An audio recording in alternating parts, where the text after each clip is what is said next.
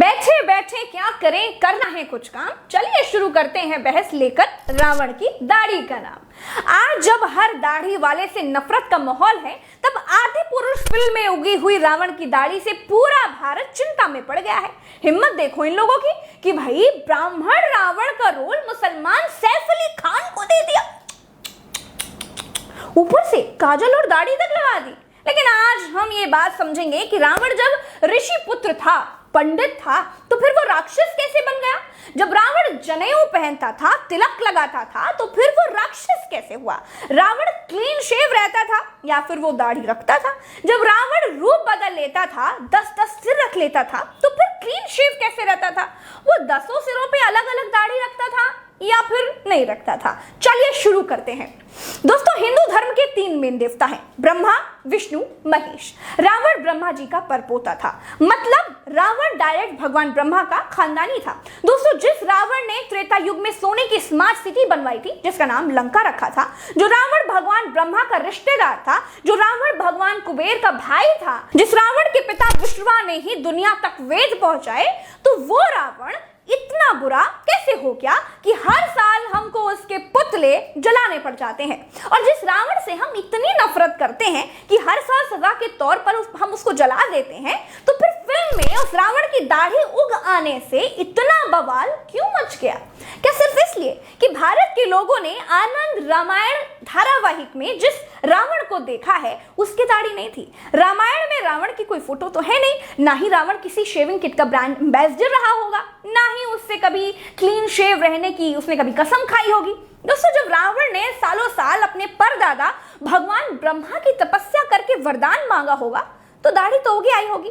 जब रावण ने भगवान शंकर की सालों साल तपस्या करके उनसे वरदान मांगा होगा, तब रावण क्लीन शेव तो नहीं होगा ना?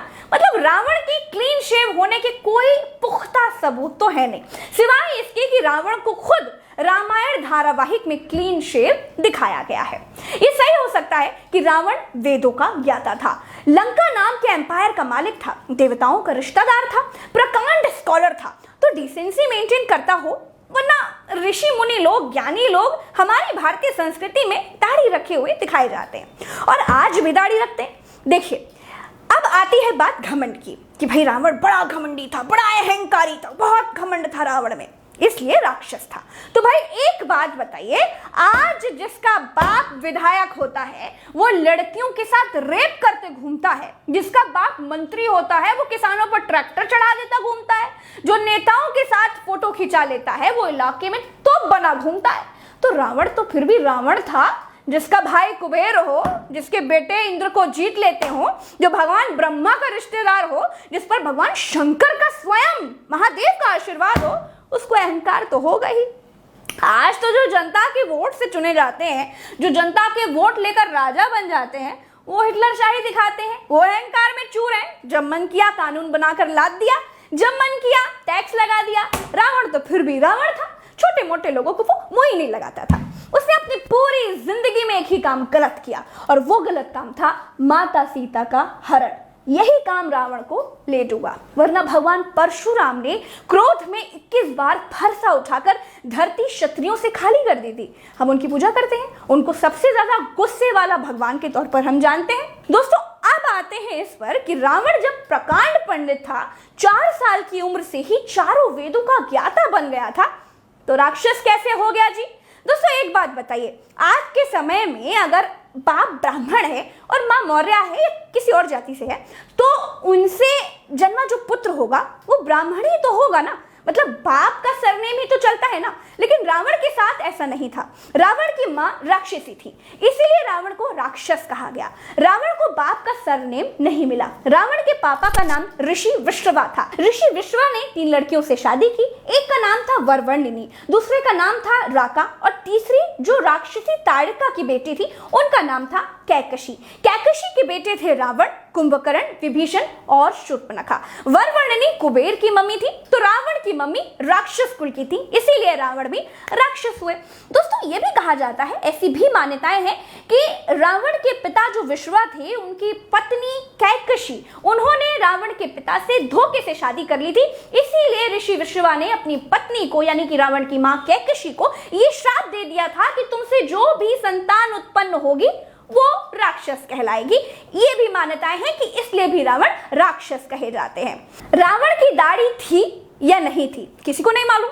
रामायण नाम के धारावाहिक में नहीं थी, ये सबको मालूम है। तो सबने यही मान लिया कि जी रावण की दाढ़ी नहीं थी, क्योंकि धारावाहिक में नहीं थी इसीलिए नहीं थी।